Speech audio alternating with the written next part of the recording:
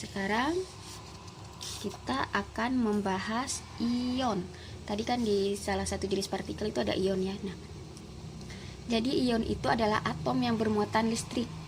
Biasanya itu ditandai dengan adanya tanda plus atau minus di atasnya sini, di atasnya lambang atom atau lambang unsur ini biasanya dilambangkan seperti itu. Nah, jadi ion itu biasanya ada ion positif, ada ion negatif. Nah, kalau yang positif itu biasa disebut kation, kalau yang negatif itu disebut anion. Atom dikatakan bermuatan positif jika dia melepas. Jadi diingat kalau dia positif melepaskan elektron, sementara kalau yang negatif dia menerima atau mendapatkan elektron. Jadi positif melepas, negatif menerima, seperti itu. Nah, sekarang pembentukan ion positif. Ini sama seperti tadi ya. Ini berarti jumlah proton yang di bawah ini. Z ini jumlah proton. Yang A ini adalah nomor massa ya. Nah, untuk menentukan jumlah neutron itu kan A dikurangi Z atau angka di atas dikurangi angka di bawah. X-nya itu adalah nomor atom atau nomor unsur. N di atas sini adalah jumlah muatannya tadi. Karena di sini kan ion itu kan harus ada muatan. Makanya di sini ada tanda plus atau minus nanti yang di. Nah, sekarang kita langsung ke contoh soal saja. Nah, ini yang pertama, ini yang bukan ion ya, karena di sini tidak ada tanda plus atau minus di atasnya. Jadi ini masih yang biasa. Nah, misal ditanya jumlah protonnya berapa? Ingat jumlah proton itu angka yang di bawah. Berarti jumlah protonnya 3. Jumlah neutronnya berapa? Ingat angka yang di atas dikurangi angka di bawah. Berarti 7 dikurangi 3 sama dengan 4. Jumlah elektronnya berapa? Jumlah proton itu sama dengan jumlah elektron. Berarti jika jumlah protonnya 3, jumlah elektronnya juga 3. Nah, sekarang bagaimana? Misalkan 7 3 Li plus.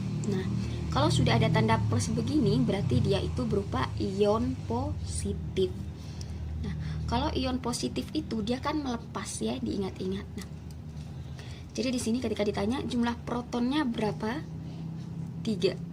Jumlah neutronnya berapa? 7 dikurangi 3 sama dengan 4. Nah, yang beda adalah yang di sini. Ketika yang ditanya adalah jumlah elektron. Jumlah elektron di sini adalah Z dikurangi N. Ini ingat ya, ini hanya berlaku pada ion positif. Jadi Z dikurangi N. Z-nya itu kan 3 dikurangi N, berarti dikurangi nanti yang ini. Nah, berhubung di sini tandanya hanya plus, berarti ini dianggap plus 1.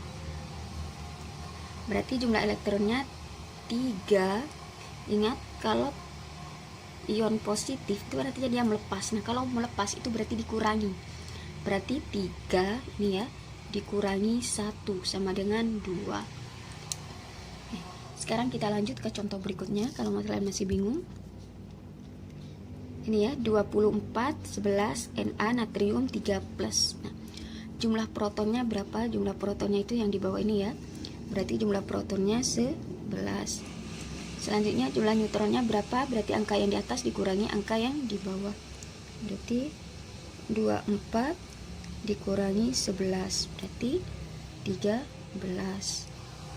Jumlah elektronnya berapa? Ingat, jumlah elektron itu angka yang di bawah.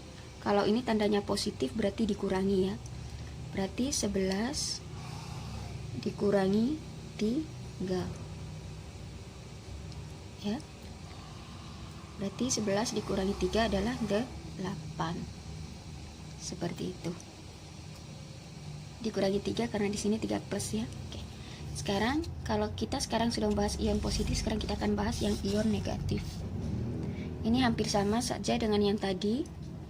Cuma kalau di sini bedanya itu adalah di jumlah elektronnya. Ini bukan Z min ya, tapi plus, maaf.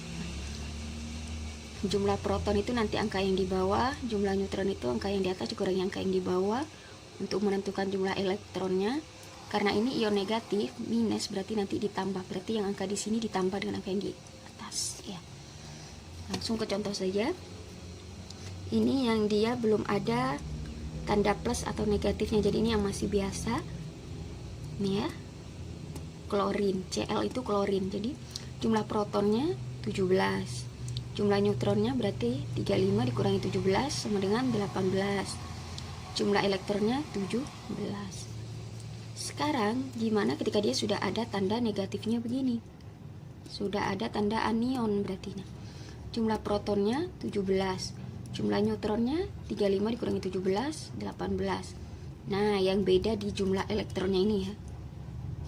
Jadi perbedaan ketika dia sebelum ada tanda plus atau minusnya di atasnya lambang atau untuk unsur itu adalah hanya di jumlah elektronnya. Kalau di jumlah proton dan neutronnya itu sama saja. Jumlah elektron ini kan ada tanda min, berarti min ini sama dengan, kalau di sini tidak ada angkanya berarti ini pertanda bahwa itu min 1.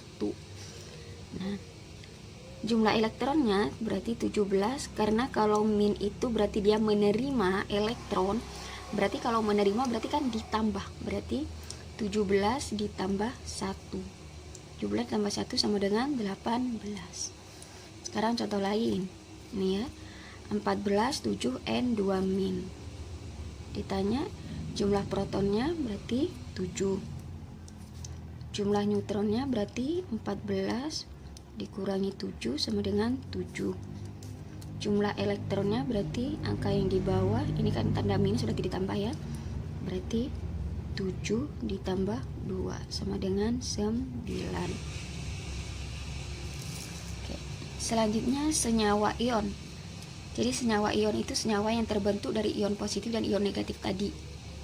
Nah, contohnya nih, contohnya garam dapur itu kan lambang senyawanya itu kan NaCl. Nah, dia itu jika kita uraikan atau kita sederhanakan, dia itu tersusun atas ion positif dan ion negatif, yaitu tersusun atas Na plus Cl min.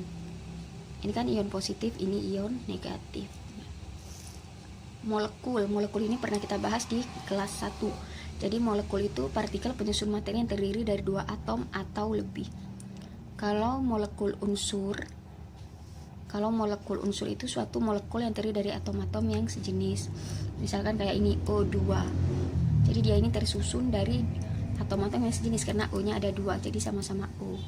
Kayak yang ini H2 berarti hanya ada 2, berarti kan sama-sama H, berarti sejenis. Ini juga. Nah, kalau molekul senyawa, suatu molekul yang terdiri dari atom-atom yang berbeda.